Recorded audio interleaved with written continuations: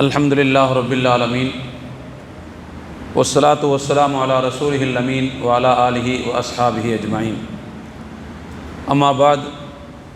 கண்ணியத்திற்குரிய சகோதரர்களே, பெரியோர்களே, எல்லாம் வல்ல அல்லாஹுவின் மகத்தான கருணையினால் இந்த வாராந்திர திருக்குர்ஆன் விளக்க உரையின் இன்றைய அமர்வில் திருக்குர்ஆனுடைய 83வது அத்தியாயம் அல் முத்தஃபிஃபூன் என்கின்ற அத்தியாயத்தினுடைய 3வது பகுதியை நாம் இன்றைக்கு பார்க்க இருக்கிறோம். இதற்கு முன்பு இதே சூராவினுடைய 2 பகுதி விளக்க உரையை 2 வாரங்களில் பார்த்தோம். இந்த சூராவினுடைய மொத்த வசனங்கள் 36 வசனங்கள் என்று நாம் ஏற்கனவே உங்கள்கிட்ட சொல்லியிருக்கிறோம். அதில் முதல் பகுதி அல்லாஹு தாலா அதில் எடை மோசடி செய்யக்கூடியவர்களுக்கு என்னென்ன தண்டனை கிடைக்கும், ஏன் அந்த தப்பு பண்ணுறாங்க அப்படிங்கிற அந்த செய்தியை ஒரு 6 வசனத்தில் அல்லாஹ் சொன்னான். அதற்கு பிறகு ஒரு 11 வசனங்கள் 7லிருந்து 17 வரைக்கும் கிட்டத்தட்ட ஒரு 11 வசனங்கள். அந்த வசனங்களில் தீயவர்களை பற்றி, தீயவர்களுடைய தீய செயல்கள் பதிவு செய்யப்படக்கூடிய பதிவேடுகளை பற்றி, அதே மாதிரி அவர்களுக்கு நாளை மறுமையில் கிடைக்கக்கூடிய தண்டனையை பற்றி இதெல்லாம் அல்லாஹ் பேசினான்.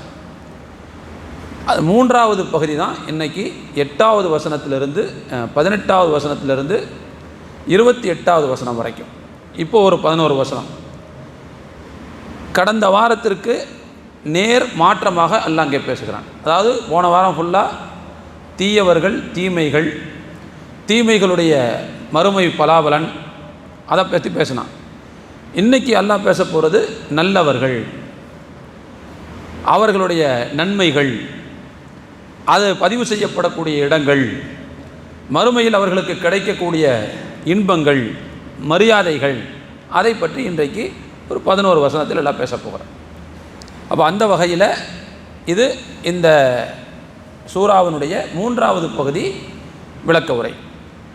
18வது வசனத்தில் எல்லாம் சொல்கிறான், கல்லா இன்ன கிதாபல் அபராரி லஃபி இல்லியீன்.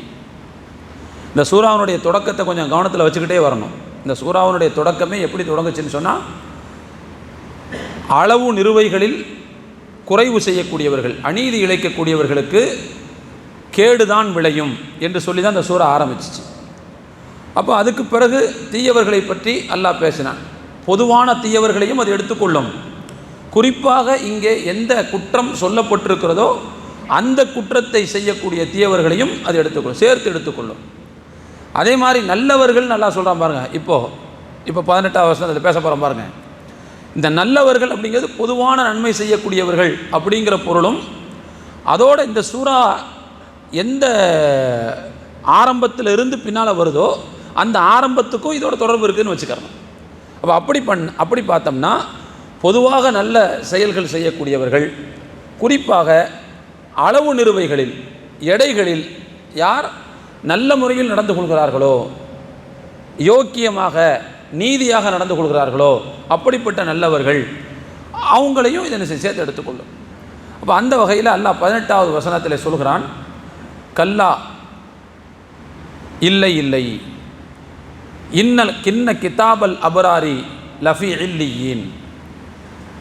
நிச்சயமாக நல்லவர்களுடைய வினை பதிவேடு இல்லியீனில் இருக்கும், இல்லியூனில் இருக்கும்.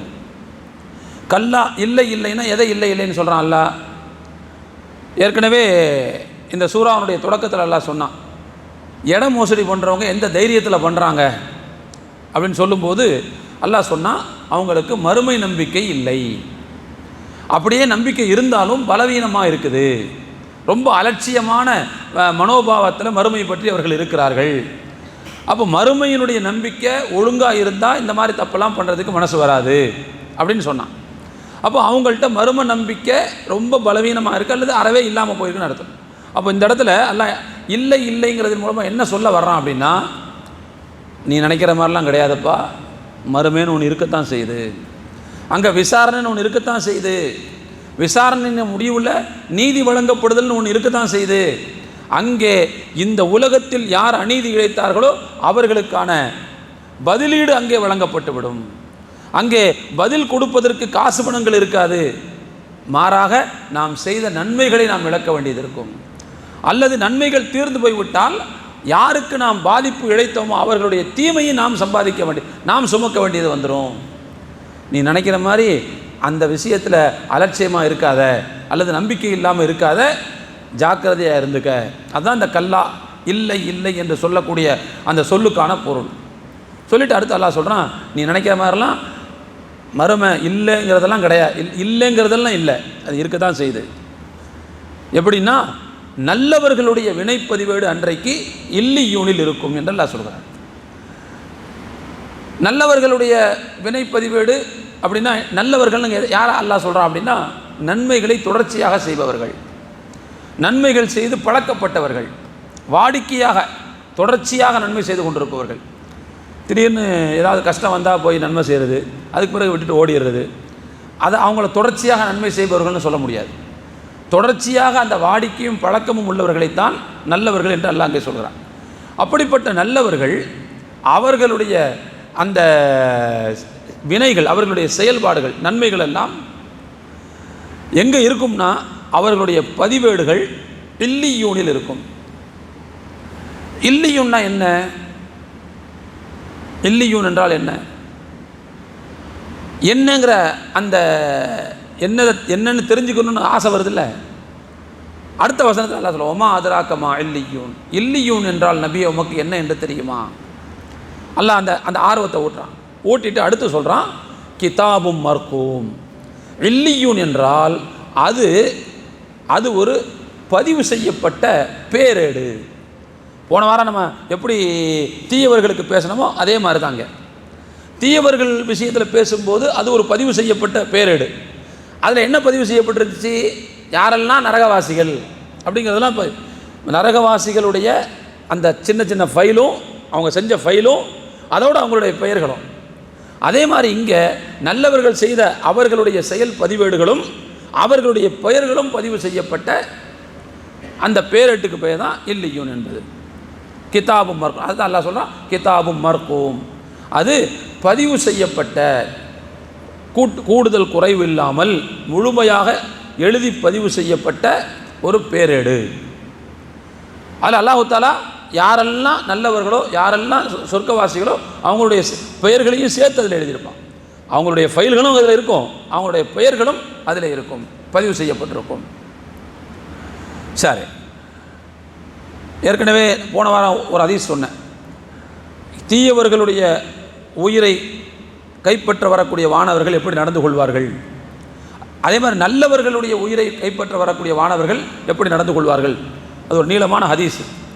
அந்த நீளமான ஹதீஸில் நல்லவர்களுடைய உயிரை கைப்பற்றி கொண்டு செல்லக்கூடிய அந்த வானவர்கள் அந்த உயிரை எடுத்துகிட்டு மேலே போவாங்க. அவர்கள் கடந்து போகக்கூடிய எல்லா வானவர்களும் அந்த உயிரை கொண்டு போகக்கூடிய வானவர்களுடைய கூட்டத்தோடு சேர்ந்து போவாங்க. அப்படியே உலகவானத்துக்கு போய் சேருவாங்க. உலகவானத்தை போய் தட்டுவார்கள், அவர்களுக்காக திறந்து கொடுக்கப்படும். அங்கே இருக்கிறவங்கெல்லாம் யாருன்னு விசாரிப்பாங்க. அடுத்து அங்கேருந்து அப்படியே அடுத்த வானம் இறுதியில் 7வது வானத்திற்கு போய் சேர்வார்கள். அப்போ 7வது வானத்தில் வந்து அல்லாஹ் சொல்லுவான், என்னுடைய இந்த அடியானின் செயல் பதிவேட்டை நீங்கள் இல்லியூனில் பதிவு செய்யுங்கள். இதை வாங்கி அதில் கொண்டு போய் ஜாயின் பண்ணி இவர் பேர் அதில் சேர்த்துருங்க என்று அல்லாஹ் சொல்லுவான். அப்போது இவருடைய செயல் பதிவேடுகளையும் இவருடைய பெயரையும் இல்லியூனில் பதிவு செஞ்சுட்டு இவரை திரும்ப பூமிக்கு அனுப்பிடுங்க என்று அல்லாஹ் சொல்லுவான். இவரை பூமிக்கு அனுப்பிடுங்க. ஏன் பூமிக்கு இவரை அனுப்பணும் அப்படின்னா, மின்ஹா ஹலக்னாக்கும் ஒஃபீஹா நுஈதுக்கும் ஒமின்ஹா நுஹ்ரிஜுக்கும் தாரத்தன் நுஹ்ரா. நாம் மண்ணில் இருந்தால் மனிதர்களை படைத்தோம். அந்த மண்ணுக்கு தான் மறுபடியும் கொண்டு போவோம். திரும்ப அந்த மண்ணில் இருந்து தான் நம்ம என்ன செய்வோம், அவரை மறுபடியும் உயிர் பெற்று எழுப்புவோம். அப்போ இவர் கீழே போகட்டும் அப்படின்னு சொல்லி எல்லாம் அனுப்பிவிடுவோம். அப்போது இவருடைய செயல் பதிவேடுகளை எங்கே பதிவு செய்ய, எங்கே ஜாயின் பண்ணுங்கள், இல்லியூனில் ஜாயின் பண்ணுங்கன்னு நல்லா சொல்லுவோம். அந்த இல்லியூன் என்பது எங்கே இருக்கிறது அப்படின்னு நமக்கு தெரியுது. எங்கே இருக்குதுன்னு தெரியுது, மேலே இருக்குதுன்னு தெரியுது. ஏன்னா 7வது வானத்துக்கு போயாச்சுல்ல. ஆனால் அதே நேரத்தில் தீயவர்களை பற்றி சொல்லும்போது அவங்க மேலேயே போக விடலை, துரத்தப்பட்டுருவாங்க, முன்னாடி துரத்தப்பட்டுருவாங்க. ஆனால் இவர்கள் 7வது வானம் வரைக்கும் போய் அங்கே அல்லாஹ்வால் அங்கீகரிக்கப்பட்டு அதற்கு பிறகுதான் இவர்கள் கீழே யதார்த்தமாக திருப்பி அனுப்புறதில்லை. இவங்க வேறொரு நியதி நடக்க வேண்டியது இருக்கிற காரணத்தினால பூமிக்கே திரும்ப வந்துடுவாங்க. சரி, அது போயிட்டு போகுது. மொத்தத்தில் நல்லவர்களுடைய வினைப்பதிவேடு இல்லியூனில் பதிவு செய்யப்பட்டிருக்கும். அதுதான் அல்லாஹ் கேட்டால் உமா அதராக்கமா இல்லியூன் கிதாபும் மறுக்கும், பதிவு செய்யப்பட்ட ஏடு. கூட அல்லாஹ் இன்னொரு முக்கியமான செய்தியை சேர்த்து சொல்கிறான், யஸ்ஹதுஹுல் முகர்ரபூன். அந்த பதிவேடுகள் பதிவு செய்யப்படக்கூடிய அந்த இல்லியூன் இருக்கு பாருங்க, அந்த இல்லியூனுக்கு பக்கத்தில், அந்த பேரேட்டுக்கு பக்கத்தில் இறைவனுக்கு நெருக்கமான அடியார்கள் எப்பொழுதும் இருந்து கொண்டிருப்பார்கள். யஸ்ஹதுஹு, அந்த இல்லியூனுக்கு அருகில் இருந்து கொண்டிருப்பார்கள். யார்? அல் முகர்ரபூன், இறைவனுக்கு நெருக்கமான அடியார்கள். இறைவனுக்கு நெருக்கமான அடியார்கள் யார்? மாணவர்களாக இருக்கலாம், மாணவர்களும் இருப்பார்கள். அதல்லாமல் ஏற்கனவே யார் இறந்து போய் விட்டார்களோ அவங்களில் உள்ள முக்கியமான ரொம்ப நெருக்கமான ஆட்கள். ரொம்ப நெருக்கமான ஆள் யாரை சொல்லுவோம்? நபிமார்கள், இந்த மாதிரியான ஆட்கள். அப்போ இவர்களெல்லாம் அந்த இல்லியூன் என்று சொல்லக்கூடிய அந்த பேரேடுகளுக்கு பக்கத்தில் இருப்பார்கள். இது அல்லாஹ் சொல்கிறதுனுடைய நோக்கம் என்ன அப்படின்னு சொல்லி சொன்னால், நம்ம உலகத்தில் பார்க்கலாம், சில முக்கியமான உடன்படிக்கைகள் நாடுகளுக்கு இடையில் அல்லது ஒரு பெரிய கம்பெனிகளுக்கு இடையில் உடன்படிக்கை எழுதும்போது, ஒப்பந்தங்கள் கையெழுத்தாகும்போது பார்த்தீங்கன்னு சொல்லி சொன்னால், ரெண்டு பேர் இந்த பக்கம் ஒரு ஆள் கையெழுத்து போட்டால் போதும், அந்த பக்கம் ஒரு ஆள் கையெழுத்து போட்டால் போதும். ஆனால் பார்த்தீங்கன்னா அப்படி இருக்க மாட்டாங்க. இங்கே ஒரு 100 பேர் இருப்பாங்க, ஒரு 100 பேர் இருப்பாங்க. உதாரணத்துக்கு சொல்கிறேன், இங்கே ஒரு கூட்டம் உட்காந்துருக்கோம், அங்கே ஒரு கூட்டம் உட்காந்துருக்கோம். ஏன் அப்படின்னா, அந்த ஒப்பந்தம் செய்யக்கூடிய அந்த நிகழ்ச்சி மிக முக்கியமானது. அதில் என்ன செய்யணும்னு சொல்லி சொன்னால், தேர்ந்தெடுக்கப்பட்ட முக்கியஸ்தர்கள் இருக்கணும். இருந்தால் அந்த நிகழ்ச்சிக்கு ஒரு முக்கியத்துவம். ரெண்டாவது, அந்த நிகழ்ச்சி ஃப்ளாஷ் ஆகும் வெளியில். அது ரொம்ப நோக்கம். அது அதே மாதிரி தான் அல்லாஹ் என்ன செய்கிறான்னு சொன்னால், இந்த நல்லவர்களுடைய வினைப்பட்டியலை கொண்டு போய் அங்கே சேர்க்க போகும்போது அதை யார் பார்த்துக்கிட்டு இருப்பாங்க? நல்லவர்கள் பார்த்து கொண்டிருப்பார்கள். அப்போ அவங்க எல்லாத்துக்கும் இதை பப்ளிஷ் பண்ணுறது ஒரு நோக்கம். அவங்க எல்லாரும் இதை பார்த்து என்ன செய்வாங்க? இந்த நல்லடியார்களுக்காக பரவாயில்ல, இவரும் வந்துட்டார், இவங்களும் வந்துட்டாங்க அப்படின்னு. அப்போ அவங்க ஒரு வகையில் அவர்களை வாழ்த்துவதற்கும் அவர்களுக்காக பிரார்த்தனை செய்வதற்குமான ஒரு சூழ்நிலை அங்கே இருக்கும்னு தெரிய வருது. ஆனால் இப்படி ஒரு விஷயத்தை இதுக்கு முன்னாடி தீயவர்கள் விஷயத்தில் வரலை. பதிவு செய்யப்பட்ட ஏடு அப்படின்னு சொல்லி நடந்துட்டாங்க. சரி, ஆக மொத்தத்தில் அப்படி ஒரு மரியாதையையும் அப்படி ஒரு ஏற்பாட்டையும் அல்லாஹு தாலா நல்லவர்களுக்கு செய்வார். சரி, அப்போ இவங்களுடைய நற்செயல்கள் எங்கே பதிவு செய்யப்படும், அங்கே யார் பக்கத்தில் இருப்பாங்கிறத எல்லாம் சொல்லிட்டாங்க. அடுத்து இவங்களுக்கான பிரதிபலன் என்ன, இவங்களுக்கு என்ன நன்மைகள் மறுமையில் கிடைக்கும்? அல்லாஹ் சொல்கிறான், இன்னல் அபரார லஃபீ நஈம், நிச்சயமாக நல்லவர்கள் அருட்கொடைகளில் திளைத்திருப்பார்கள், இன்பங்களில் திளைத்திருப்பார்கள். அல்லாஹு தஆலா சொல்கிறான். இது 22வது வசனம். நிச்சயமாக நல்லவர்கள் மறுமை சொர்க்கத்தினுடைய இன்பங்களில் மூழ்கி இருப்பார்கள், திளைத்திருப்பார்கள். நல்லவர்கள்னு சொன்னாலே ஏற்கனவே சொன்ன மாதிரி அதை புரிஞ்சுக்கிறணும். அவங்க அல்லாஹ்வுக்கும் அவனுடைய தூதருக்கும் கட்டுப்பட்டு நடந்தவர்கள், கடமைகளை தொடர்ந்து பேணியவர்கள். இப்போ அவங்களுக்கு அல்லாஹ் தஆலா நான் மறுமையில் தொடர்ச்சியான இன்பத்தை வைத்திருக்கிறான். சரி, இந்த இன்பங்கள் எப்படி இருக்குங்கிறத 3 விஷயங்களை வச்சு அல்லாஹ் சுட்டி காட்டுறான். சொர்க்கத்தினுடைய இன்பங்கள் நிறைய இருக்குது, ஆனால் இங்கே அல்லாஹ் குறிப்பிடுறது 3 விஷயங்களை குறிப்பிடுறான். ஒன்று, அலல் அராய்க்கு யன்துரூன், இன்பங்களில் திளைத்திருக்கக்கூடிய அந்த நல்லவர்கள் அந்த இன்பம் எப்படி இருக்குங்கிறத சொல்லும்போது முதலாவது விஷயத்தை சொல்கிறான், அலல் அராய்க்கு யன்துரூன், அவர்கள் மஞ்சங்களின் மீது அமர்ந்து பார்த்து கொண்டிருப்பார்கள். மஞ்சங்களின் மீது அமர்ந்திருப்பார்கள், அவர்கள் பார்த்து கொண்டிருப்பார்கள். மஞ்சங்கள்லாம் என்னன்னு தெரியும். மஞ்சம்னாலே என்ன சொல்லுவோம்? அலங்கரிக்கப்பட்ட கட்டிலுக்கு பேர் தான் என்ன சொல்லுவாங்க. குறிப்பாக இந்த முதலிரவுக்காக போடுவாங்க பாருங்கள், அதுக்கு தான் என்ன சொல்லுவாங்க, மஞ்சம்னு சொல்லுவாங்க. இப்போ அல்லாஹ் வந்து சொர்க்கவாசிகளுக்குன்னே அவங்க ரெஸ்ட் எடுக்கிறதுக்குன்னு பொதுவாக நல்லவங்க கபூரில் அவர்கள் முன்கர் நக்கீருடைய விசாரணையை எதிர்கொண்டதற்கு பிறகு சரியாக பதில் சொல்லிவிட்டு நல்லவர்கள் இருக்காங்க பாருங்கள், அந்த நல்லவர்களுக்கு அந்த முன்கர் நக்கீர் சொல்லக்கூடிய வாழ்த்து செய்தி என்ன தெரியுமா? நம் கனவுமத்தில் அரூஸ், அதான் சொல்லுவாங்க. புது மாப்பிள்ளை தூங்குற மாதிரி தூங்குன்னு சொல்லுவாங்க. யாருக்கு? அடக்கம் செய்யப்பட்டு கேள்விகளுக்கு சரியாக பதில் சொல்லிட்ட அந்த நல்லவர்களுக்கு சொர்க்கத்தில் முதல்ல சொல்லப்படக்கூடிய நற்செய்தி நம் கனவுமத்தில் அரூஸ் தான் சொல்லுவாங்க. அதான் ஹதீஸ்ல வருது. புது மாப்பிள்ளை தூங்குற மாதிரி தூங்கு. புது மாப்பிள்ளை எப்படி தூங்குவார்?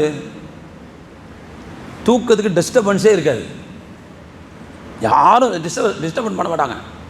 அவர் வேற ஏற்கனவே ரொம்ப களைப்பாக வேற இருப்பார், யாரும் வந்து தட்ட மாட்டாங்க, யாரும் எதுவும் பண்ண மாட்டாங்க. எதுவும் இல்லாமல் அவர் ரொம்ப நிம்மதியாக தூங்குவார்ல, அந்த மாதிரி இடையூறு இல்லாமல் எதுவும் இல்லாமல் பிரச்சனை இல்லாமல் படுத்துங்கன்னு அர்த்தமாக இருக்குது. அப்போது அங்கேயே என்ன செஞ்சதுன்னா அவருக்கான இன்பங்கள் அந்த புது மாப்பிள்ளை மாதிரிங்கிறது ஆரம்பமாயிருது. அப்போ அல்லாஹ் சொர்க்கத்தில் சொல்லும் போதும் என்ன செய்கிறான்னு சொன்னால் மஞ்சங்கள் மீது அவர்கள் வீற்றிருப்பார்கள், அலங்கரிக்கப்பட்டு திரைகளெல்லாம் தொங்கவிடப்பட்டு அலங்கரிக்கப்பட்ட அந்த மஞ்சங்களின் மீது இருப்பார்கள். அது மட்டுமல்ல, எந்துரூன், இறைவன் அவர்களுக்கென்று வழங்கிய இன்பங்களை அவர்கள் பார்த்து ரசித்து கொண்டிருப்பார்கள். அது மட்டுமல்ல, காண கிடைக்காத அரிய வாய்ப்பான அல்லாஹுவை பார்க்கின்ற லிகா என்கின்ற தரிசனத்தையும் அவர்கள் பெற்று இன்புறுவார்கள். அதுவும் சேர்ந்து இந்த இடத்துல வரும். நான் அல்லாஹ் தஆலா குர்ஆனில் சொல்கிறான், உஜூஹுன் யௌமஇதின் நாதிரா இலா ரப்பிஹா நாதிரா. அல்லாஹ் சொல்கிறான், நாளை மறுமையில் சொர்க்கத்தில் சில முகங்கள் செழிப்புடன் இருக்கும், பார்க்கும்போதே தேஜஸ் தெரியும், ஒரு செழிப்பாக இருக்கும் முகம். அது மட்டுமல்ல, இலா ரப்பிஹா நாதிரா, அந்த முகங்களுக்குரியவர்கள் தங்களுடைய இறைவனை பார்த்து கொண்டிருப்பார்கள். இந்த இறைவனை பார்க்கிறதுங்கிறது வந்து ஒரு பெரிய இன்பம். இறைவனை பார்ப்பது என்பது மிகப்பெரிய இன்பம். நான் ஏற்கனவே உங்கள்ட்ட சொல்லியிருக்கேன்னு நினைக்கிறேன். நாளை மறுமையில் சொர்க்கத்தினுடைய இன்பங்களை சொர்க்கவாசிகள் அனுபவித்து கொண்டிருப்பார்கள். அப்போ கேட்பான், அவங்களுக்கெல்லாம் திருப்தி தானா, எல்லாம் கிடச்சிருச்சா அப்படின்னு கேட்பான். எவ்வளோ கொடுத்துருக்க, நாங்கள் நல்ல இன்பமாக இருக்கோம்னு சொல்லுவாங்களாம். இல்லை இன்னும் ஒன்று உங்களுக்கு தர வேண்டியது இருக்குதுன்னு நல்லா சொல்லுவாங்க. இன்னும் ஒன்று உங்களுக்கு தர வேண்டியது இருக்குது. அது என்ன இல்லை, எங்களுக்கு எதுவுமே கேட்கறதுக்கு முன்னாடியே எல்லாம் கிடச்சது கையில், அப்போ வேறு என்ன மிச்சம் இருக்குது அப்படின்னு கேட்பாங்களாம். அவங்களுக்கு தெரியாது. அது பிறகு தான் அல்லாஹ் என்ன செய்வான்னு சொன்னால் தன்னுடைய தரிசனத்தை காட்டுவான், தன்னுடைய காட்சியை அவர்களுக்கு முன்னால் தோன்றச் செய்வான். இறைவனை பார்ப்பார்கள். பார்த்ததற்கு பிறகுதான் அவர்கள் சொர்க்கத்தில் அனுபவித்த மற்ற எல்லா இன்பங்களை விட பேரின்பம் அதுன்னு அவங்க என்ன செய்வாங்க, புரிஞ்சுக்குவாங்க. அதுதான் பேரின்பம், புரிஞ்சுக்குவாங்க. அப்போ அதையும் சேர்த்து அல்லாஹ் இந்த இடத்துல சொல்கிறான், அலல் அராய்க்கு எந்துரூன், மஞ்சங்களின் மீது வீற்றிருப்பார்கள். எந்துரூன், அவர்கள் பார்த்து கொண்டிருப்பார்கள். பார்க்கிறது எதை பார்ப்பார்கள்? தங்களுக்கு இறைவன் தயார் செய்து வைத்திருக்கிற சொர்க்கத்தினுடைய இன்பங்களையும் பார்ப்பார்கள், அதோடு சேர்த்து இறைவனுடைய முகத்தையும் பார்ப்பார்கள். அதில் அவர்கள் திருப்தி அடைவார்கள். அப்போது இது முதலாவது விஷயம். இன்பங்களில் வீற்றிருப்பார்கள் அப்படின்னு, இன்பங்களில் இருப்பார்கள்னு சொன்ன இறைவன் இன்பங்களில் முதல் அம்சத்தை சொல்லிட்டான். மஞ்சங்களில் வீற்றிருப்பார்கள், பார்த்துக்கிட்டு இருப்பாங்க. அடுத்து ரெண்டாவது அல்லாஹ் சொல்கிறான், தஅரிஃபு ஃபீ உஜூஹிஹிம் நத்ரத்தன் நஈம். நபியே, அவர்களுடைய முகங்களில் இன்பங்களுடைய செழிப்பை நீங்கள் பார்ப்பீர்கள். இன்பங்களின் செழிப்பை பார்ப்பீர்கள். சாதாரணமாகவே நம்ம பாக்கெட்டில் கொஞ்சம் மேட்ரு கொஞ்சம் அதிகமாக இருந்துன்னு வச்சுக்கங்களேன், அது ஒரு தேஜஸை மனசில் கொடுக்க தானே செய்யும். அதுவே ஒரு சந்தோஷத்தை கொடுக்கும்ல. கொஞ்சம் போல் அதிகமாக இருந்தாலே போதும். ஒரு ஆரம்பத்தில் மாதம் ஆரம்பத்தில் வியாபாரமே இல்லைன்னு வைங்க, மாத கடைசியில் மொத்தமாக சேர்த்து வந்துருச்சுன்னு வச்சுக்கங்க, அது ஒரு சந்தோஷத்தை கொடுக்கும். அப்போ பொதுவாக கொஞ்சம் போல் இருக்கிற காசு பாக்கெட்டில் கொஞ்சம் வந்துட்டாலே அது மகிழ்ச்சி கொடுக்கும்போது கிடைக்கிற எல்லாமும் கை கட்டுகிற தூரத்தில் இருக்கும். எனக்கு வேணும்னு கேட்கக்கூட தேவையில்லையா, நினச்சாலே போதுமா கிடச்சிருமா, எல்லாம் நினச்சாலே போதும் கிடச்சிருமா. அப்போ எந்த கஷ்டமும் பட தேவையில்லை, எந்த சிரமமும் பட தேவையில்லை, எந்த முயற்சியும் எடுக்க தேவையில்லை. முயற்சி ஃபுல்லாக இந்த உலகத்தில் தான், நாளைக்கு மறுமையில் முயற்சி கூட பண்ண தேவையில்லை, நினச்சாலே போதும் எல்லாம் கொடுத்துருவோம். அப்போ அது எவ்வளோ பெரிய செழிப்பை மனுஷனுக்கு உண்டாக்கும். அந்த செழிப்பு முகத்தில் தெரியும்னு நினைக்கிறாங்க. அப்போ முகத்தில் அவர்கள் அனுபவிக்கக்கூடிய இன்பங்களின் செழிப்பு தெரியும், அந்த அளவுக்கு இன்பத்தில் மூழ்கி இருப்பாங்கன்னு அர்த்தம். அப்போ அவங்களுக்கு கொடுக்குற இன்பம் எவ்வளவு தூரம் இருக்குங்கிறதுக்கு ரெண்டாவது விஷயமா இதை சொல்கிறோம். அவருடைய முகத்தை பார்த்தால் நபியே நீங்கள் அந்த செழிப்பை பார்ப்பீர்கள், அந்த செழுமையை பார்ப்பீர்கள்.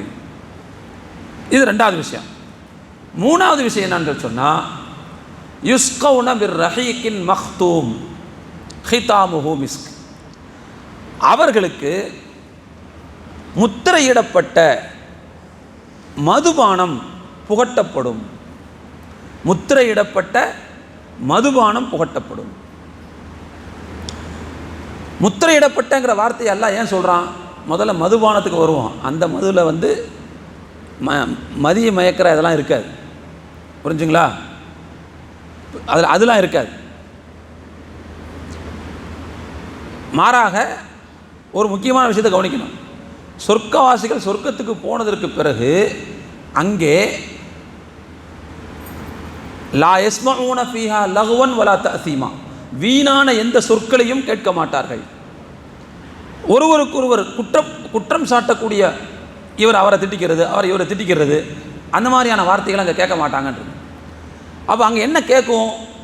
லா யஸ்மஊன ஃபீஹா லகுவன் இல்லா சலாபா. அங்கே எந்த வீணான பேச்சை கேட்க மாட்டார்கள், சலாம் சலாம் என்று மட்டும் கேட்பார்கள். போனால் அஸ்ஸலாமு அலைக்கும் வலைக்கும் சலாம், அஸ்ஸலாமு அலைக்கும் வலைக்கும் சலாம், இதுதான் இருக்கும். அங்கே எப்படி இருக்கீங்க, என்ன ஏது, நல்லா இருக்கீங்களா, இந்த மாதிரி விசாரணை தான் இருக்குமே தவிர மற்றபடி ஒருவரை ஒருவர் புண்படுத்தக்கூடிய, காயப்படுத்தி கொள்ளக்கூடிய அந்த மாதிரியான வார்த்தைகளை அங்கே கேட்க மாட்டாங்க. அப்போ சொர்க்கம்னா அப்படி இருந்தால் தான் சொர்க்கம். நான் உங்களை திட்டுறது, நீங்கள் என்ன திட்டுறது, என்ன மிரட்டுறதுன்னா அதுக்கு பேர் சொர்க்கம் கிடையாது. அப்போ அந்த மாதிரியான வார்த்தைகள் அங்கே இருக்காது. அப்போது அந்த மாதிரியான வார்த்தைகள் இருக்கக்கூடாத இடம் தான் சொர்க்கம். அப்போ அங்கே புகட்டப்படக்கூடிய மதுவில் எப்படி போதை இருக்கும்? போதை இருந்துச்சுன்னு சொன்னாலே மனுஷன் உளர ஆரம்பிச்சிடுவான், வாய்க்கு வந்ததெல்லாம் பேச ஆரம்பிச்சிடுவான். வாய்க்கு வந்தது பேசுகிறா அது சொர்க்கமாக இருக்க முடியாது. அப்போ அதனால தான் மறுமையில் மனிதனுக்கு பரிமாறப்படக்கூடிய அந்த மது என்பது போதையற்ற மதுவாக இருக்கும். அது ஒரு உயர்தரமான பலரசம்னு வச்சுக்கோங்க, அவ்வளோதான், உயர்தரமானது. அதில் இன்னொரு வார்த்தையை எல்லாம் சேர்த்து சொல்கிறான் பாருங்க, மக்தூம், முத்திரையிடப்பட்டது. அப்படின்னா யார் கையும் அதில் படாதுன்னு அர்த்தம். யாரும் குடிச்சிட்டு மிச்சம் வச்சதெல்லாம் நம்ம குடிக்க மாட்டோம்.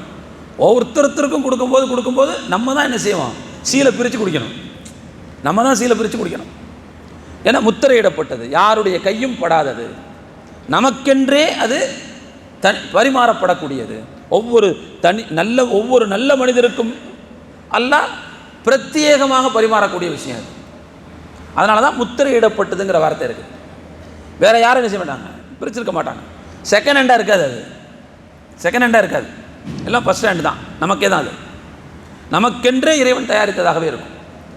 சரி, அது அதே மாதிரி அடுத்து அல்லாஹ் சொல்கிறான், ஹிதாமுஹு மிஸ்குன். அது மட்டுமல்ல, அதனுடைய இறுதி பகுதி இருக்குது பாருங்கள், அது கஸ்தூரி வாசம் கமழும். அதனுடைய இறுதி பகுதி கஸ்தூரி வாசம் கமழும். இந்த இடத்துல ஒரு முக்கியமான விஷயத்தை புரிஞ்சுக்கோங்க. நாளை மறுமையில் சொர்க்கவாசிகளுக்கு என்னென்ன இன்பங்கள் கிடைக்கும்னு சொல்லிகிட்டே வரும்போது, மஞ்சங்களில் வீற்றிருப்பார்கள், இறைவனை பார்ப்பார்கள்னா சொல்லிவிட்டு, அதே மாதிரி அவங்க முகத்தை பார்த்தாலே தேஜஸ்லாம் தெரியும்னு சொல்கிறான். அடுத்து அவர்களுக்கு உயர்தரமான மதுபானம், முத்திரையிடப்பட்ட மதுபானம் அவர்களுக்கு. பொதுவாக மக்கள் அமர்ந்து அளவலாவக்கூடிய இடங்கள் இருக்குல்ல, அந்த இடங்களில் அது ஒரு சின்ன கொஞ்சம் நேரம் உட்காந்துட்டு போகிற இடமா இருந்தால் ஏதாவது குடிச்சிட்டு எழுந்து போயிடலாம். ஒரு குடி போதும். ஒரு அரை மணி நேரம் நடக்கிற ஒரு மீட்டிங்னு வச்சுக்கோங்க, ஒரு வடையை சாப்பிட்டு ஒரு டீயை குடிச்சு முடிஞ்சு போச்சு, டைம் முடிஞ்சு போச்சு அப்படின்னு வச்சுக்கோங்க. ஆனால் அதுவே ரொம்ப நேரம் நடக்கிறதா இருந்தால் சாப்பாடு கொடுக்கணும்ல. அப்போ அல்ல அந்த இடத்துல பானங்கள் கொடுக்கறத பற்றி தான் பேசப்படுதுங்க, சாப்பாடு கொடுக்கறத பற்றி இங்கே இல்லை.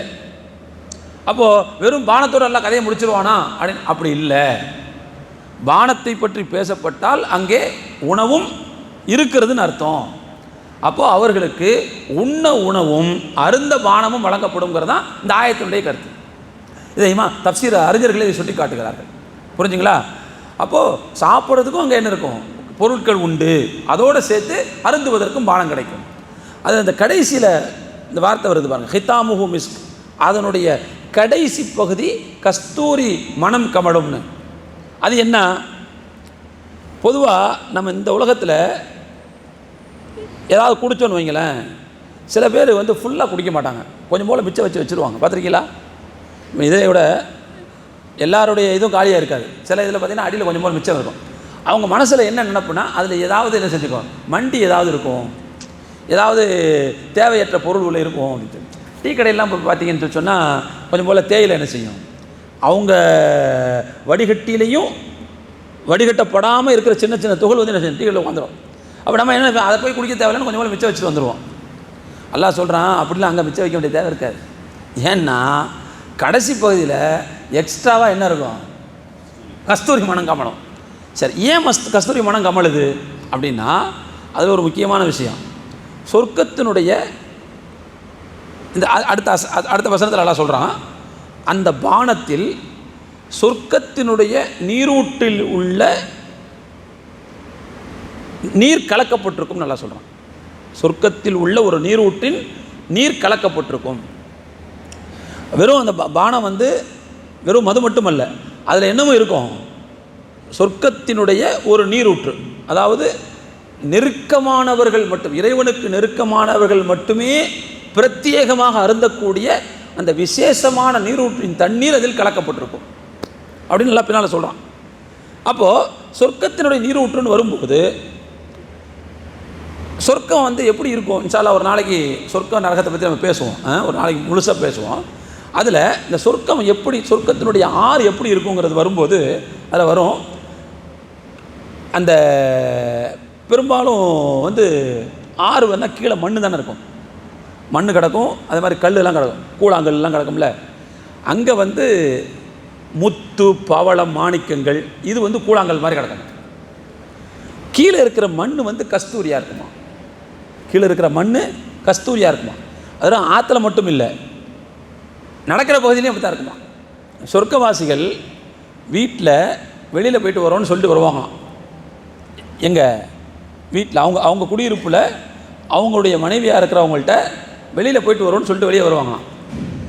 இப்படி வெளியில் போயிட்டு வந்துட்டு திரும்ப உள்ளே போகும்போது வீட்டில் பார்த்தோன்னா மனைவி என்ன அங்கேருந்து போகும்போது இருந்ததை விட ரொம்ப ஹேண்ட்ஸமாக இருக்கீங்களே அப்படின்னு கேட்பாங்க. ரொம்ப ஹேண்ட்ஸமாக இருக்கீங்களே, இங்கேருந்து போகும்போது கூட இவ்வளோ ஹேண்ட்ஸமாக இல்லை, வரும்போது ரொம்ப ஹேண்ட்ஸமாக இருக்கீங்களே அப்படிம்பாங்க.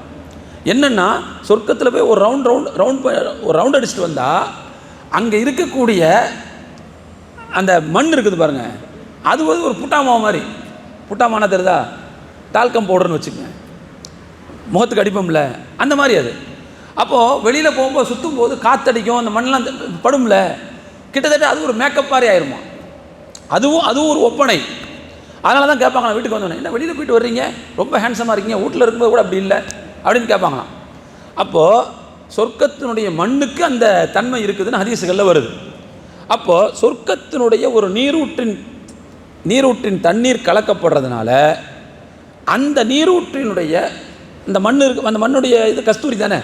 அப்போ அந்த வாசம் என்ன செய்யும்னா அவர்களுக்கு வழங்கப்படக்கூடிய பானத்தின் அடியில் அது இருக்கும். அப்போ மனுஷன் அதை வந்து சும்மா வைக்கக்கூடாது, உறிஞ்சி எடுத்துகிட்டு தான் வைக்கணும் அதை கீழே அப்படின்னு நல்லா சொல்கிறான். இந்த உலகத்தில் குடிக்கிற மாதிரி நீங்கள் கொஞ்சம் மிச்சம்லாம் வச்சிட மாட்டீங்க, ஏன்னா கடைசியில் தான் அந்த கஸ்தூரி வாசம் கமலக்கூடிய அந்த பகுதியே வரும்னு நல்லா சொல்கிறேன். ஹிதாமுஹு மிஸ்க். சரி, இதை சொல்லி முடிச்சுட்டு அடுத்து அல்லாஹ் சொல்கிறான், ஒஃபீதாலிக்க ஃபல்யதனாஃபஸில் முத்தனாஃபிஸூன். போட்டி போடக்கூடியவர்கள் இது போன்ற விஷயங்களுக்குத்தான் போட்டி போட வேண்டும். அவன் இந்த மாதம் 10 டன் விற்றுட்டான், நமக்கு 1 டன் தான் விற்றுருக்கு, எப்படியாச்சும் ஆஃபர் போட்டு அதை போட்டு அடித்து தட்டுற வேண்டியதான். இதில் போட்டி போடுறதை விட நன்மைகளை போட்டி போடுங்க. அந்த சொர்க்கத்தினுடைய தண்ணியை குடிக்கணும்னு அதில் போட்டி போடுங்க. அந்த நன்மைகளை அனுபவிக்கணும், அதில் போட்டி போடுங்க. அந்த இன்பங்கள் அனுபவிக்கணும், அதில் போட்டி போடுங்க. போட்டி போடக்கூடியவர்கள் ஆரோக்கியமான போட்டி போடுவதாக இருந்தால் இந்த மாதிரி விஷயங்களில் போட்டி போடட்டும் அல்லாஹ் சொல்கிறான். ஃபீ தாலிக ஃபல்யதனாஃபஸில் முத்தனாஃபிஸூன். அப்போது அல்லாஹ் சொல்கிறான், போட்டிங்கிறது எதில் இருக்கணும்? நன்மைகளை செய்கிறதுல இருக்கணும். நன்மைகளின் வாயிலாகத்தான் இது போன்ற இன்பங்களை அனுபவிக்க முடியும். அப்போ அதில் நீங்கள் போட்டி போடுங்க. சும்மா தேவையில்லாமல் ஒன்றுக்கு உதவாத விஷயத்தில் போய் போட்டி போட்டு எதுக்கு? சரி, அடுத்து அல்லாஹ் சொல்கிறான், இதில் இன்னொரு முக்கியமான விஷயம் இருக்குதுங்க. இந்த ஆயத்து இருக்குல்ல, போட்டி போடக்கூடியவர்கள் இந்த விஷயத்தில் போட்டி போடட்டும்னு இந்த இந்த இந்த தகவல் இந்த சூறாவினுடைய தொடக்கத்தோடு சம்பந்தப்பட்டது. இந்த சூறாவுடைய தொடக்கத்தோடு சம்பந்தப்பட்டது. இந்த சூறாவினுடைய தொடக்கம் என்ன சொல்லுச்சு அப்படின்னா, சில பேர் அளவு மோசடி செய்வார்கள் அப்படின்னு ஆரம்பிச்சுல்ல, அவங்களுக்கு கேடுதான்னு ஆரம்பிச்சு. அளவு மோசடி செய்கிறவங்க எந்த நோக்கத்தில் செய்கிறாங்க? காசை என்ன செய்கிறது? குவிக்கிறது. காசை பணங்காசுகளை வாரி வாரி குவிக்கிறது, அதான் நோக்கம். இப்போ அல்லாஹ் சொல்கிறான், காசு பணங்களை வாரி வாரி குவிக்கணுங்கிறதுக்காக வேண்டி ஆரோக்கியம் இல்லாத போட்டி போடுறிய, அதெல்லாம் போட்டி போடாத. அதை நேர்மையாக செஞ்சுக்க. அது குறைஞ்சி கிடச்சாலும் பரவாயில்லை, இருக்கிறத வச்சு நீ திருப்தி அடைஞ்சிக்க. ஆனால் நீ வேணும் வேணும்னு கேட்கக்கூடிய அளவுக்கு உனக்கு நிறைய வேணும் அப்படின்னா அது மறுமையினுடைய இன்பங்கள் தான். அதில் நீ என்ன செஞ்சுக்க? சாதாரணமாக இருந்ததா அதில் நீ நிறைய போட்டி போடு. அது எனக்கு இப்படி போல் போதும், எனக்கு வேணாம் அப்படின்னு நினைக்கிறேன். ஆனால் மனுஷனுக்கு நேர்மாறாக இருக்கான். சொர்க்கத்துக்கு தேவைப்படக்கூடிய இன்பங்களை அது போதும். 2 ரக்காத் தொழுது முடிச்சோடனே இங்கே வழி வந்துடுது. கொஞ்சம் நேரம் நின்ன உடனே காலில் வழி வந்துடுது. கொஞ்சம் போல் காசு எடுத்து கொடுத்த உடனே நம்ம நாளைக்கு தேவைப்படுமே, அடுத்த மாதம் தேவைப்படுமே அப்படின்னு வந்துடுது. ஆனால் இதை கொடுத்தோம்னா அங்கே உள்ள இன்பங்கள் நிறைய அக்கௌண்ட்டில் சேர்ந்துக்கிட்டே இருக்கும். இன்னும் கொஞ்சம் நேரம் நின்று தொழுதோம்னா, இன்னும் நிறையா நல்லவர்கள் செஞ்சோம்னா அந்த இன்பங்கள் வர வைக்கப்பட்டுக்கிட்டே இருக்கும். ஆனால் அதை போதும்னு நம்ம நினைக்கிறோம், அது போதும் அப்படின்னு நினைக்கிறோம். ஆனால் ஆரோக்கியமற்ற போட்டிகளில் நம்ம இழுத்து செய்கிறோம். எந்த பலனும் இல்லாத விளையாட்டுகளில் கூட நம்ம என்ன செய்கிறோம்னா அதீத ஆர்வம் காட்டுறோம். பயனே இல்லாத விஷயங்கள் கூட அதிக ஆர்வம் காட்டுறோம். ஆனால் மறுமையில் நமக்கு பயன் தரத்தக்க விஷயத்தில் நமக்கு அந்த போட்டி மனப்பான்மை வர்றதே இல்லை. அல்லாஹ் சொல்கிறான், போட்டி போடுறதா இருந்தால் இப்படி இன்பங்களை வாரி குவிப்பதில், மறுமையினுடைய இன்பங்களை வாரி குவிப்பதில் நீங்கள் போட்டி போடுங்கள். அதுதான் புகழுக்குரிய, அதுதான் போற்றுதலுக்குரிய போட்டியாக இருக்க முடியும். மற்றதெல்லாம் போற்றுதலுக்குரியதாக இருக்க முடியாது. அதையும் அல்லாஹ் சேர்த்து சொல்கிறான். சரி, ஆக மொத்தத்தில் அவர்களுக்கு முத்திரையிடப்பட்ட மதுபானம் அவர்களுக்கு புகட்டப்படும். அதனுடைய அடிப்பகுதி கஸ்தூரி மனம் கமழும். அதையும் எல்லாம் சொல்லி முடிச்சுட்டு அடுத்து சொல்கிறான். ஏற்கனவே நான் சொல்லிட்டேன் உங்கள்கிட்ட, ஓ மிசாஜுஹு மின் தஸ்னீம், தஸ்னீமால் அது கலக்கப்பட்டிருக்கும். தஸ்னீமால் அது கலக்கப்பட்டிருக்கும்.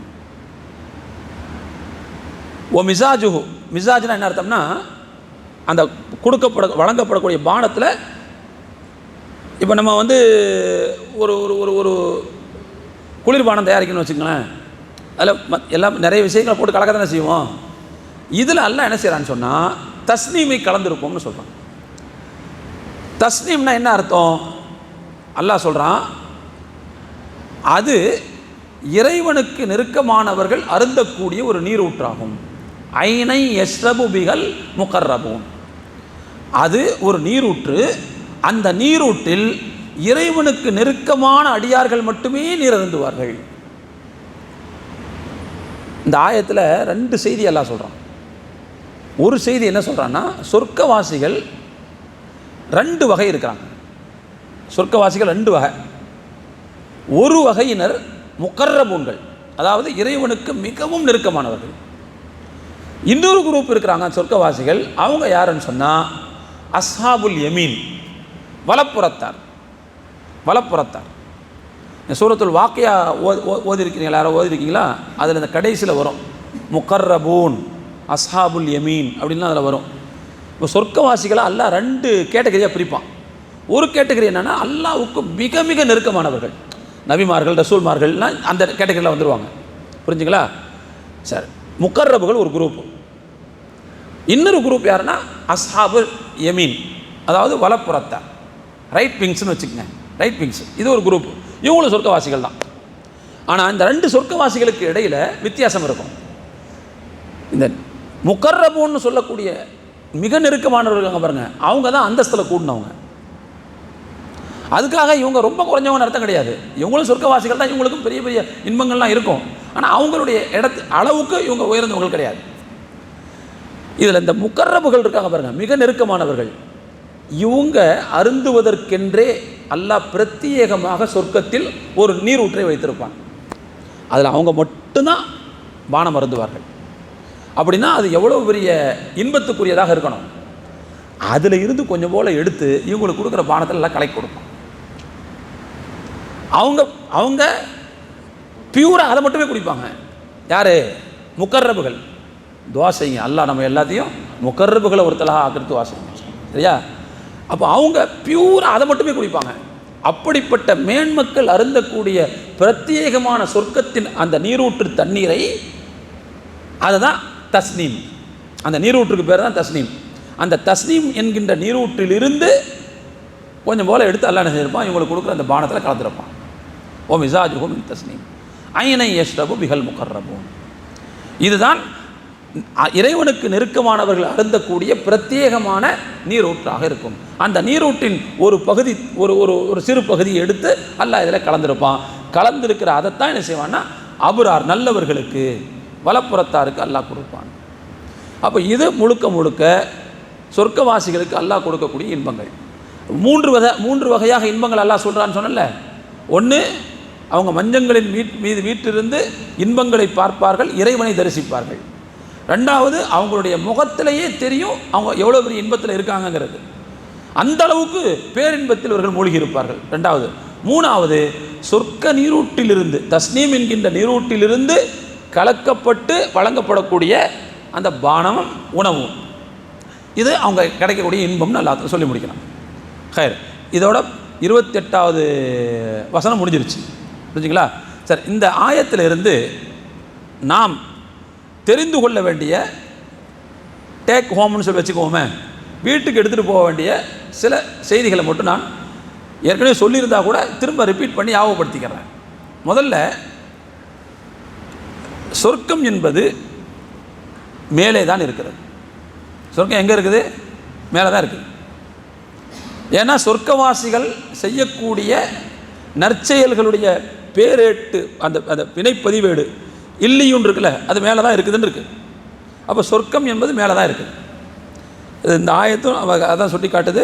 நம்ம ஏற்கனவே இந்த உயிர் பறிக்கக்கூடிய வானவர்கள் அந்த உயிரை எடுத்துகிட்டு போகிற இடம் அதை பற்றி பேசணும்ல, மேலே கொண்டு போகணும். இப்போ அதெல்லாம் நமக்கு அதுதான் சொல்லுது. அப்போ சொர்க்கம் எங்கே இருக்குதுன்னு கேட்டால் என்ன செய்யணும்?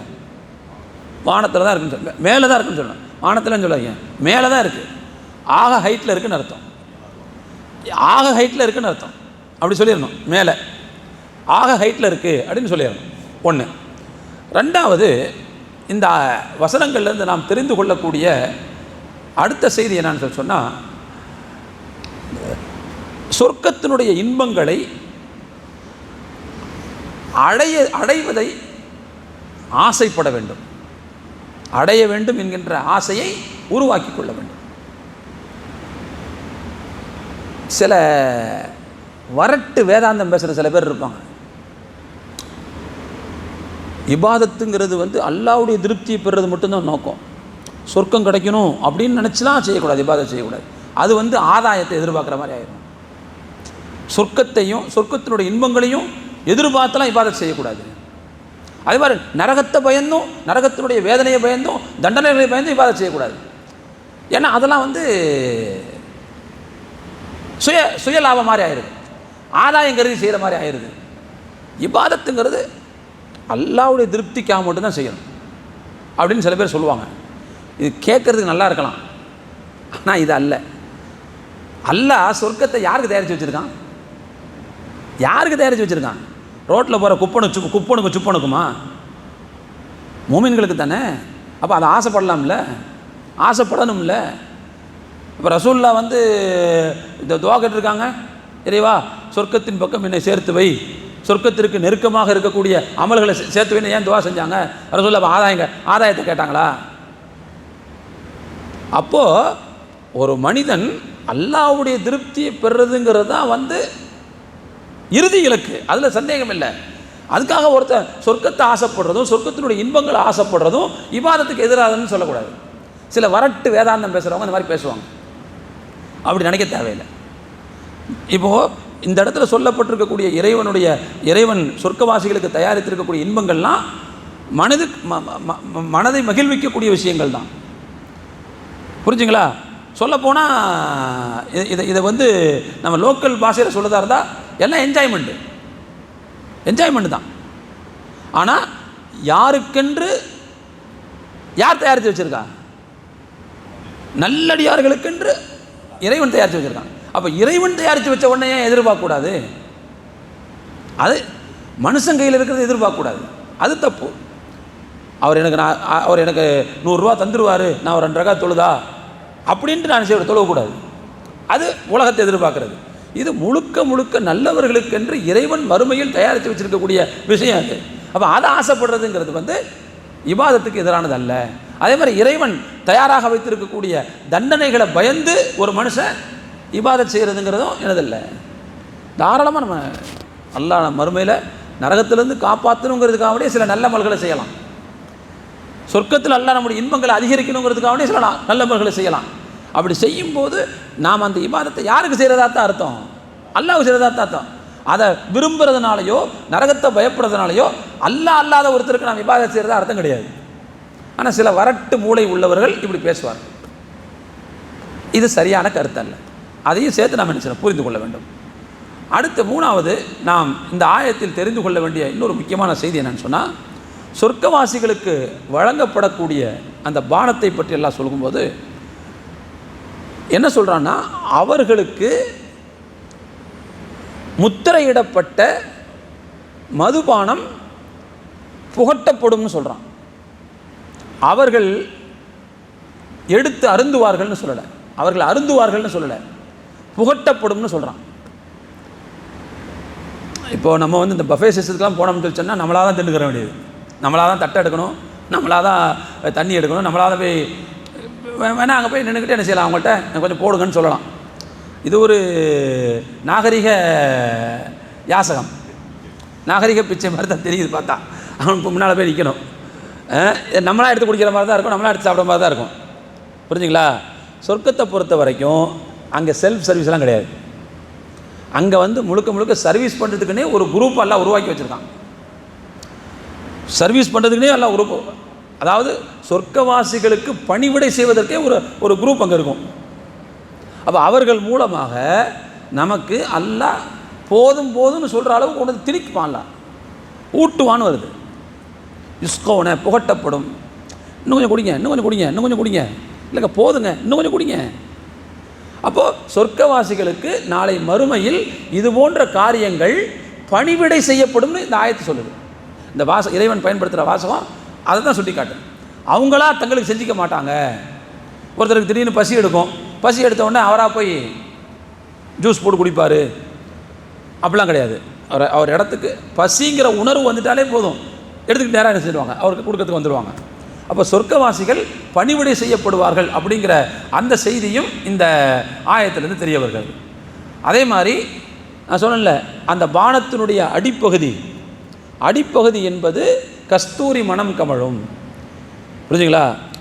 இங்கே நம்ம கார்ப்பரேஷன் தண்ணியில் ஏதாவது சர்பத் போடணும்னு வச்சுக்கோங்க, குளோரின் வாடை அடிக்கும். ஹிதாமுகு, அங்கே ஹிதாமுகு இல்லை, அடிப்பகுதியில் மட்டும் அந்த வாசம் இருக்காது, மேலே குடிக்கும் போதே குளோரின் வாசம் வந்துடும். ஏன்னா அதில் கலந்துருக்கிற தண்ணி அந்த லட்சம், அதனால் அப்படி இருக்கும்.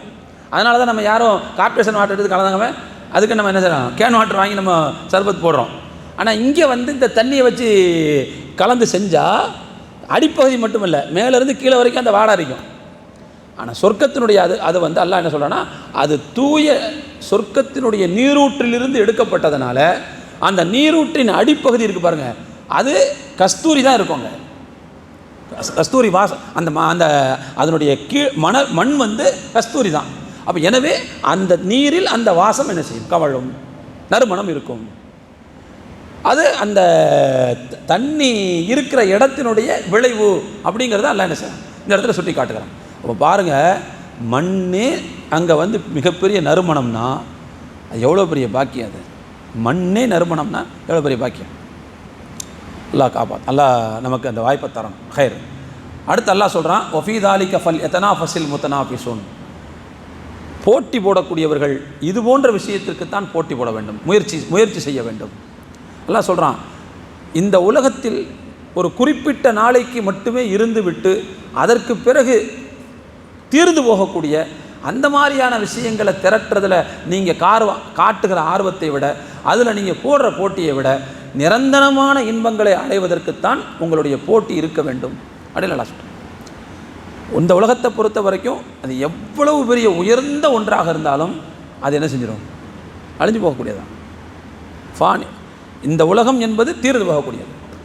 மா இந்தக்கும் என்ஃபத் வமா இந்தல்லாஹி பாக். உங்களிடத்தில் என்ன இருக்கிறதோ அது தீர்ந்து போய்விடும். அல்லாஹ் சொல்கிறான், வமா இந்தல்லாஹி, அல்லாட்ட என்ன இருக்குதோ பாக், அது நிரந்தரமாக இருக்கும்.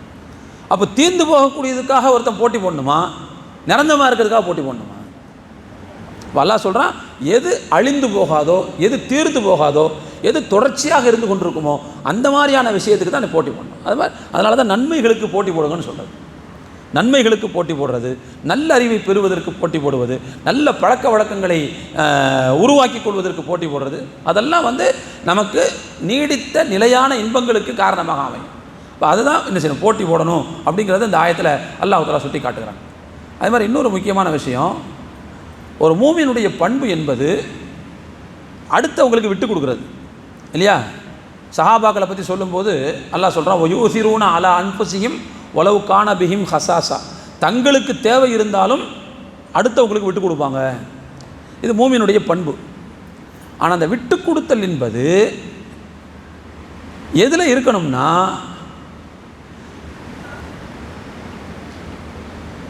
உலக விவகாரங்களில் தான் இருக்கணும். மறுமை விவகாரங்கள் இருக்கக்கூடாது. மறுமை விவகாரங்கள் இருக்கக்கூடாது. தெளிவாக சொல்கிறதா இருந்தால் இப்படி, அதாவது விட்டு கொடுத்தல் என்பது ஒரு பொருள் வச்சுக்கலாம். இந்த பொருளை நானும் அவரும் ஒரே நேரத்தில் யூஸ் பண்ண முடியாது. நானும் அவரும் சேர்த்து ஒரே நேரத்தில் யூஸ் பண்ணால் நாங்கள் கொஞ்சம் கொஞ்சம் பிரித்து எடுத்துக்குவோம்ல, அப்படி முடியாது. ஒன்று அவர் பயன்படுத்தணும் அல்லது நான் பயன்படுத்தணும். அப்படி இருக்கிறத விட்டு கொடுக்கறதுக்கு பாருங்கள், அதுதான் விட்டு கொடுத்தல்னு சொல்லுவாங்க. ஆனால் இபாதத்துகள் இருக்குது பாருங்கள், இபாதத்துகள் என்பது விட்டு கொடுக்கப்பட வேண்டிய விஷயம் கிடையாது. விட்டு கொடுத்தல் என்பது எதை நாமும் அவரும் சேர்ந்து செய்ய முடியாதோ, பயன்படுத்திக்க முடியாதோ, அதை ஒருத்தர் அடுத்தவங்களுக்காக கொடுத்துறதுக்கு பிறகு விட்டு கொடுத்தல்.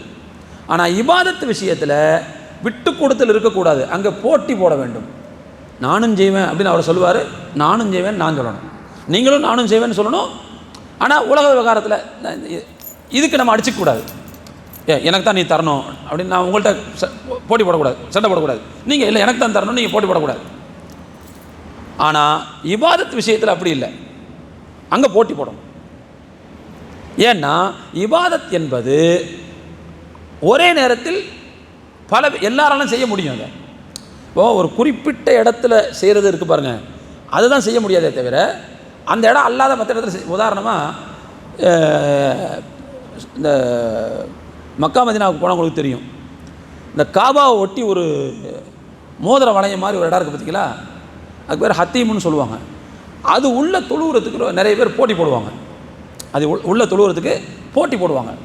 அந்த கேட்டை சில நேரங்களாக திறந்து வைப்பாங்க. அப்போ அந்த நேரத்தில் மக்கள் உழுந்தடிச்சிட்டு உள்ளே ஓடுவாங்க. அப்போ கூட நம்ம என்ன செய்யலாம்னு சொன்னால் அடுத்தவங்களுக்கு விட்டு கொடுக்கலாம். ஏன்னா எல்லாரும் போய் உள்ளே போய் நின்றா எப்படி சஜிதா செய்ய முடியும், எப்படி ருக்கு பண்ண முடியும்?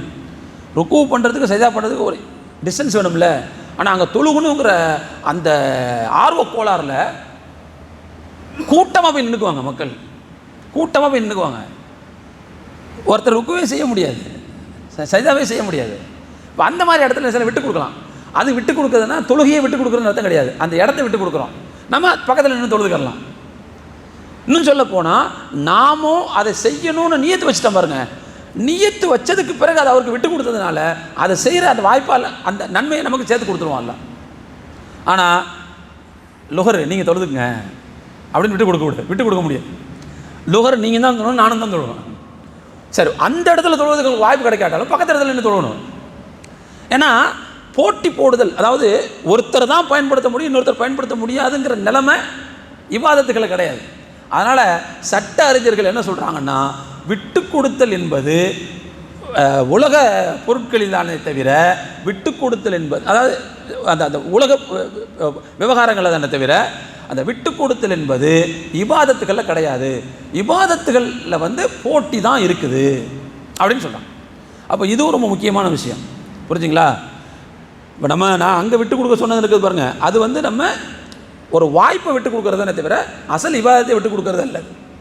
அங்கே இல்லாட்டி பக்கத்தில் நின்று தொழுதர போகிறோம், புரிஞ்சுங்களா? இங்கே இல்லாட்டி இன்னொரு பள்ளியில் போய் தொழுதர போகிறோம், எங்கேயும் இல்லாட்டி நம்ம வீட்லையாக தொழுதர போகிறோம். அப்போ அதுக்கு வந்து என்ன இல்லை, நெருக்கடிலாம் கிடையாது. நெருக்கடி எங்கே இருக்குதோ அதுக்கு மட்டும்தான் என்னது, விட்டு கொடுத்தல். நெருக்கடி இபாதத்துகளுக்கு இல்லை என்ற காரணத்தினால் அதில் ஒன்லி எது மட்டும்தான், போட்டி மட்டும்தான், விட்டு கொடுக்குறதுங்க கிடையாது. சரி, இதையும் நம்ம இந்த ஆயத்துக்களை தெரிந்து கொள்ள வேண்டியிருக்கு. இப்போ ஆக மொத்தத்தில் அல்லாஹு தாலா நாளை மறுமையில் பொதுவாக நல்லவர்களுக்கு எப்படிப்பட்ட மரியாதைகள் கிடைக்கும், அவங்கள அல்லாஹ் எப்படியெல்லாம் மேன்மைப்படுத்துவான், என்னென்ன இன்பங்கள்லாம் அவங்களுக்கு கிடைக்கும்.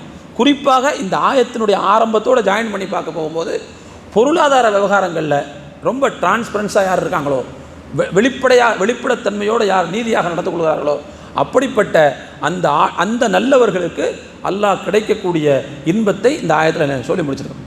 இப்போ இதுவரைக்கும் 28 வசனங்கள் முடிஞ்சிருக்குது. அதில் முதல் 6 வசனங்கள் ஒரு பகுதி, அடுத்து 7வது வசனத்துலேருந்து 17வது வசனம் வரைக்கும் அடுத்த பகுதி தீயவர்களுடைய மறுமை நிலைகளை பற்றி பேசினா, அடுத்து 18வது வசனத்துலேருந்து 28வது வசனம் வரைக்கும் நல்லவர்களுடைய மறுமை இன்பங்களை பற்றி எல்லாம் பேசலாம். இதுக்கு அடுத்து இன்னொரு 8 வசனம் இருக்குது, அதை இன்ஷா அல்லாஹ் அடுத்த வாரம் பேசுவோம். அதில் முழுக்க அல்லாஹு தாலா அதாவது மூமின்கள் விஷயத்தில் இறை மறுப்பாளர்கள், இணை வைப்பாளர்கள் எப்படிப்பட்ட எண்ணம் வைத்திருந்தார்கள், குறிப்பாக சஹாபாக்கள் விஷயத்தில், ரசூல்லா விஷயத்தில் இணை வைப்பார்கள்ட்ட என்னென்ன எண்ணங்கள் இருந்துச்சு, என்னென்ன தப்பான சிந்தனைகள் வச்சுருந்தாங்க அப்படிங்கிறதையும் அதுக்கான பதிலடியும் அல்லாஹ் என்ன செய்யலாம் அந்த 8 வசனங்களில் பேசுகிறான். அதை இன்ஷா அல்லாஹ் அடுத்த வாரம் நம்ம பேசிக்கலாம். எல்லாம் வல்ல இறைவன் நாம் எதை கேட்டோமோ, எதை உணர்ந்து கொண்டோமோ அதை நம்முடைய வாழ்க்கையில் பின்பற்றுவதற்கு கிருபை செய்வானாக. வாஹிரு தாவானா அல்ஹம்துலில்லாஹி ரப்பில் ஆலமீன்.